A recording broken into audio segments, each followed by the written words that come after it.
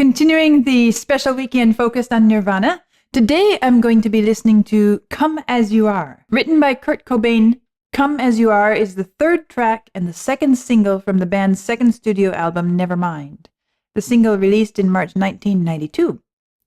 It was the band's second and final American Top 40 hit, reaching number 32 on the Billboard Hot 100, and second UK Top 10 hit, reaching number 9 on the UK Singles Chart. The single reached the top 10 in 8 countries and the top 40 in 11 further countries. Rolling Stone ranked Come As You Are 445th on its list of the 500 greatest songs of all time, and it placed 452nd on the 2010 edition of the list. Okay, so this is kind of the last of Nirvana's top songs. It's going to be interesting to listen to and see how it is compared to the others I've heard.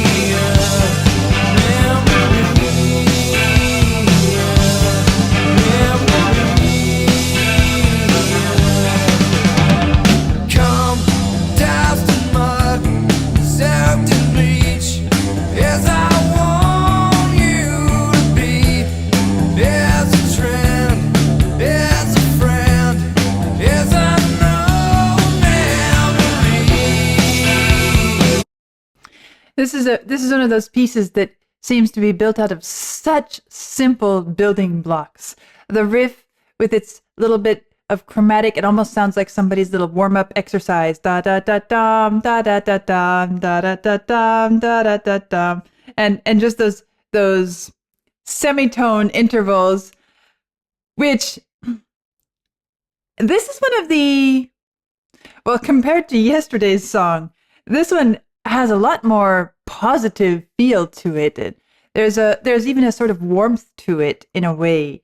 The way that the bass and the first instruments we hear are down in the lower range, da da da dum, da da da dum, da da, and then even though, and I was kind of listening to this many times, those semitone half step passages, if they're dee dee dee dee dee dee dee dee, they can sound sort of menacing. They can sound kind of ominous, intimidating, creepy. But this one somehow didn't strike me as that. There's a more warm feel to it, although it does give it a certain sort of complexity. Should we say a complex personality? Because it's not simply a straightforward you playing of a diatonic scale. There's more tonal complexity because of the chromatic element. So they managed to pace it, to choose instruments and a rhythm to fit this little riff, which gives it an almost da da da dum. It starts ascending, da da da dum, almost like there's a sort of anticipation, a sort of hopefulness, or somehow a little bit of, I wouldn't quite call it buoyant, but tending towards that direction, at least opening the door to that possibility. And then of course it descends, da da da da da da da da da da da da da da da, and so it doesn't drive us too hard one way or the other. We just kind of left moving up and down there. That is how it opens, and that is really what is the foundation for the entire piece. I also enjoyed how the drums came in shortly after and basically emphasized. In fact, maybe we should just go back and listen.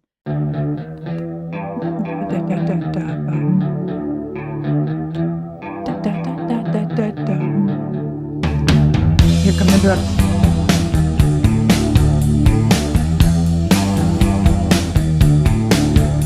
So the drums kind of simply add to that riff. We could almost imagine that they are even being played on the same pitches, almost as if they were tuned drums. They're not really, but we can almost imagine that they are.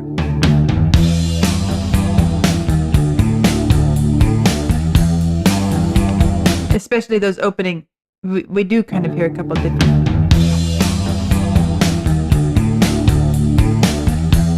And I think it's partly because dum bum bum bum, when the guitar is dee dum ba dum, the drums are also kind of doing that dee dum ba dum. You hear also a kind of pitch difference with the drums.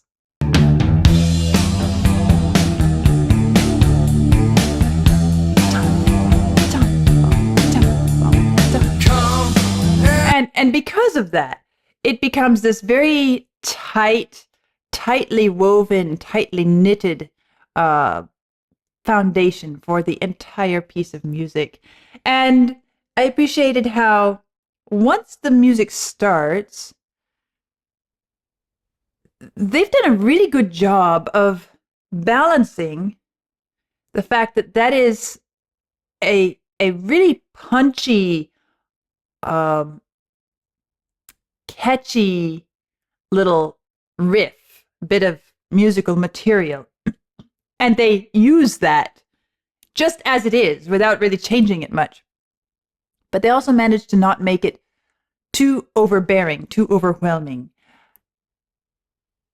I'm going to go back to the chromaticism of it and say that that is one of the things that helps to keep it from being too overbearing because of the complexity. It's like the difference between drawing something in 2 primary colors and drawing something in, let's say, 4 secondary, 4 colors that are non-primary, maybe 1 well, just a mix of colors that are a little bit more complex in and of themselves, and you put them together, and it's no matter how sharp and strong you try to make that picture, it's not going to have the same raw intensity as something with just 2 primary colors. That is how I feel that this chromaticism within this riff really serves this music nicely. And so we have this complexity, which is also reflected, or should I say, well, which comes first, the music or the lyrics?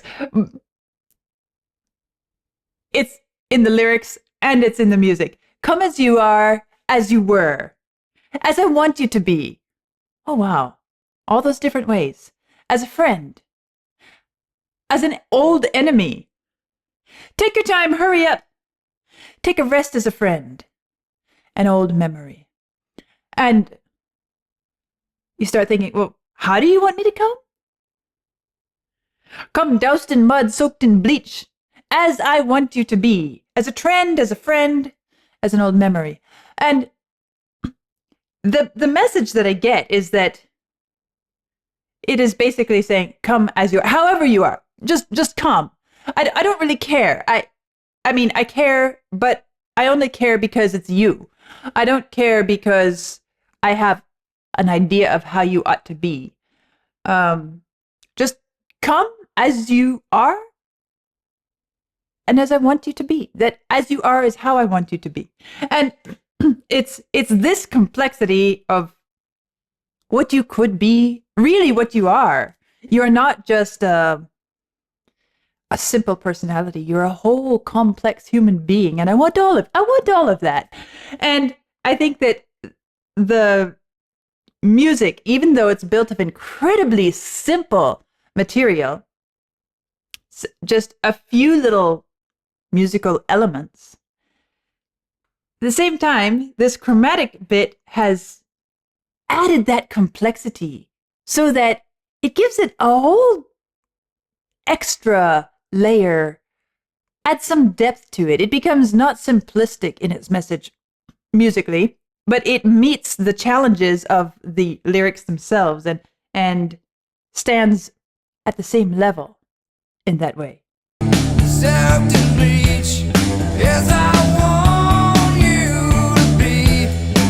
You can hear it.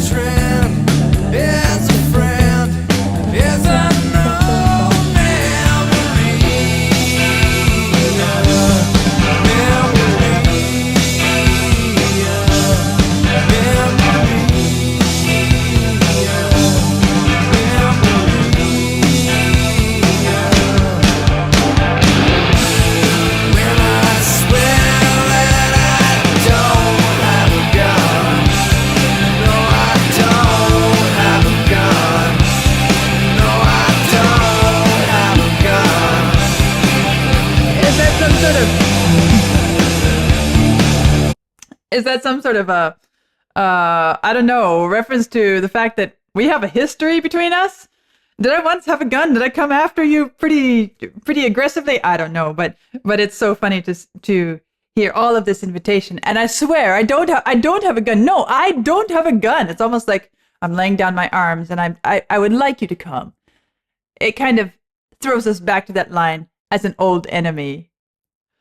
Sometimes our best enemies become our best friends, don't they?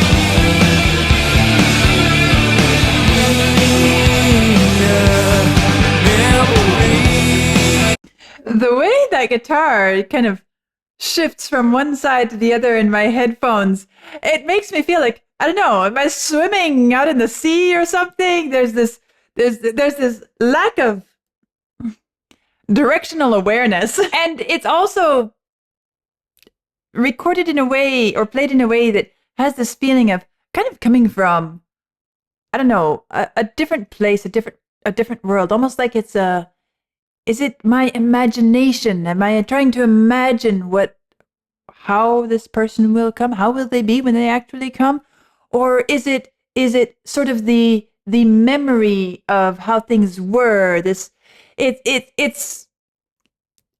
kind of weird the way it feels, but at the same time, it really fits, and it adds this atmosphere that is kind of, it's disorienting and unknown.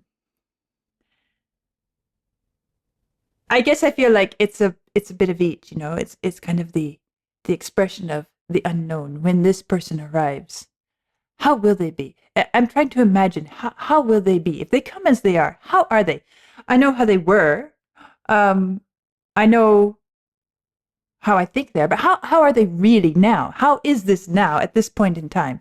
And at the same time, it's this kind of going back in memory, in time, and in our memory, and thinking, oh, those were the days. That was a lifetime ago. And it's funny how just that little bit of sliding, swimming, I'm going to call it swimming guitars. It to me, it's like swimming. It changes the whole feel of the piece, even though everything else is pretty consistent. And you saw me pointing out, you know, how that riff is still pretty much present most of the time.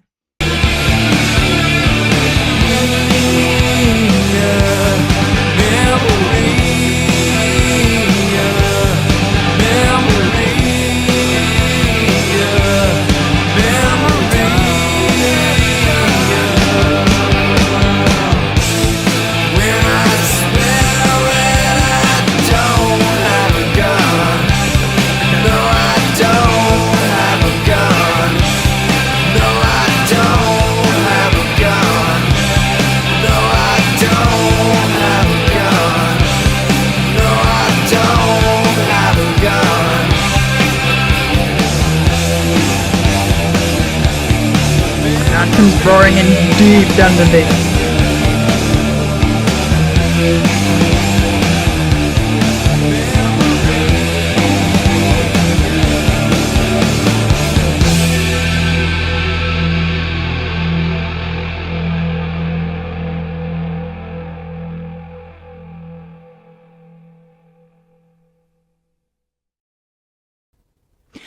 I guess as far as the Nirvana pieces that I've heard, which were created by Nirvana, I guess this is probably my favorite one I've heard so far.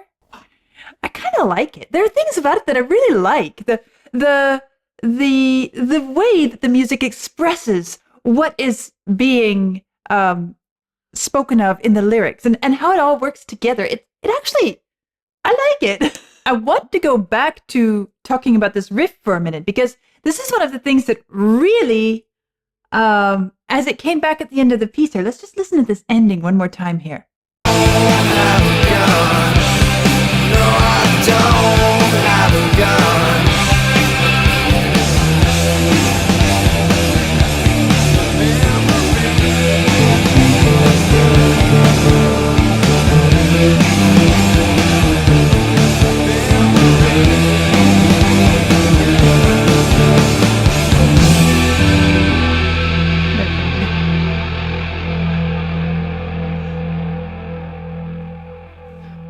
I think I can play it. Let's see.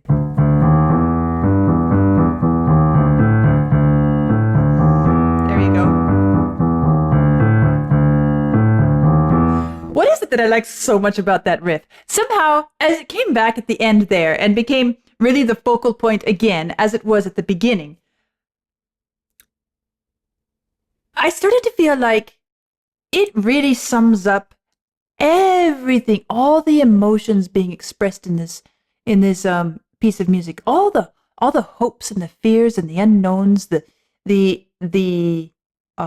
anticipation, the hesitancy, all of that seems to be encapsulated, distilled into this one little musical motivic package. And what do I mean by that? Well, okay, it starts with this sort of pickup, it's this anticipatory note.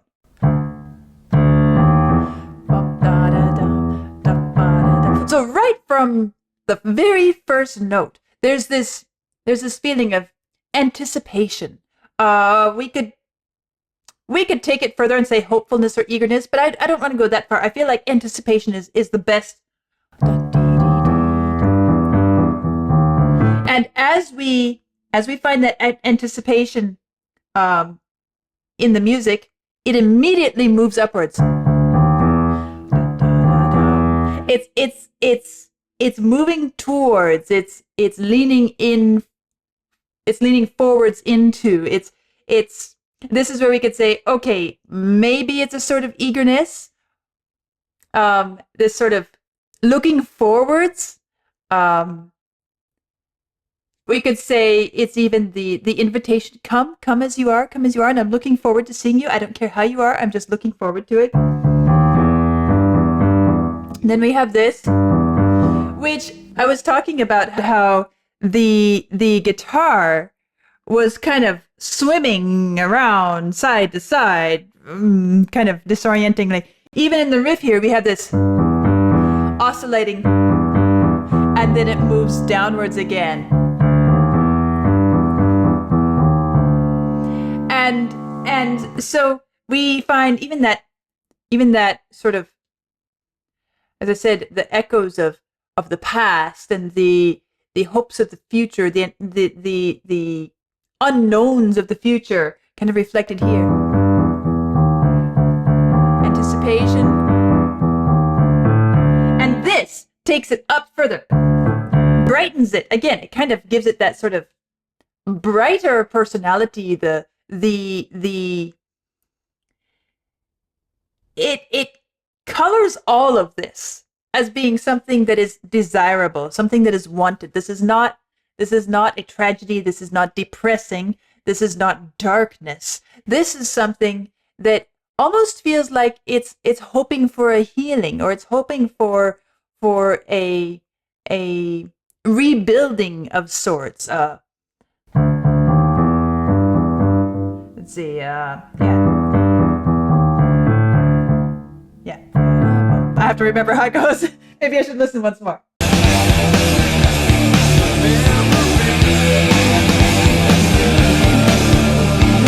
There we go.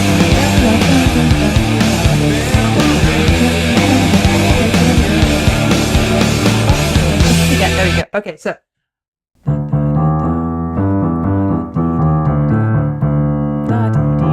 There we go. I got it again. So this, all of that. So we're here. It's almost a leap up. It is a leap upwards. It's the greatest distance traveled in the music in this entire motif, and really we didn't hear a lot of that kind of great wide distance traveled musically in the song, except and it's really obvious. It becomes this sort of significant moment in this little mini package. And then we land here, da-da-bum, but we get to land again. So it's this feeling of kind of, you know, the leap into your throat that your heart does when you're really anticipating someone, and then a little bit of hesitation or tripping at the end. Is this a bit of hesitancy? I'm so looking forward, and I'm at the same time I'm a little bit tentative. So much of it we can find in here, can't we? The anticipation, the hopefulness, the joyfulness, the welcome, the invitation, the warmth, the looking forwards to this moment, even imagining this moment ahead of time. At the same time, the falling back, the indecision, the hesitancy, the doubtfulness, the kind of oscillating between future and past. All of that seems to be, we can find it in this one little tidy musical package. And of course, if you know me by now, you know that I love music which has some kind of something to explore, something to dig into, something that has more than just an entertainment quality to it. And sure, this is a curiosity. It's a sort of, oh, fun, that's cool. We can connect the dots. We can say this and that. But to me, it's more than that. To me, it is such an appropriate musical enhancement, expression of what we find in the lyrics. Even this chorus that comes back, no, I don't have a gun. I don't have a gun. I swear, and I swear I don't have a gun. That brings another part of the picture. And then this, of course, this line, memoria, memory. There is a good deal of complexity in this song, presented in a very simple manner. And it gives us room to use our imagination to explore. It lets us read into it some of what we want. Some it outlines for us and says this is the case. And then it leaves certain things unknown or unsaid, kind of like the whole situation is a bit unknown to us, but it allows us to use our imaginations. We can start to think, what is the backstory to this whole moment in time? What is this? As you were, come as you are, come as you were, as I want you to be, as a friend, as an old enemy. Take your time, hurry up. The choice is yours. Don't be late. Take a rest as a friend, as an old memory. There's so much in the lyrics themselves, and we can think, okay, were these lovers at one point? Did they have a fight? Were these sworn enemies at one point? And do they start to appreciate each other now and understand that, or at least this person wants to make amends and actually feels like they could be best friends, or were they best friends once? They became, and who knows? There are so many different ways of reading into this. That's half the fun of it. Overall, the message is, come as you are. Come as you are. Don't put on any facade. Don't try to dress yourself up for me. Don't try to be somebody you aren't. Don't try to meet my expectations or please me. Just be who you are. Come that way. And we'll see if we can start from there. And that is something that genuine openness, that genuine acknowledgement that whoever you are, and you are your own. You're not mine. You're not my vision. You are you. And it's such a beautiful recognition. It's such a special thing to find somebody who appreciates, even if they don't know exactly who you are, they appreciate the fact that you are who you are, and they would like to get to know who you are. They would, and they don't have a gun. Isn't that nice? In other words, you're safe to come as you are. At least, I won't shoot you.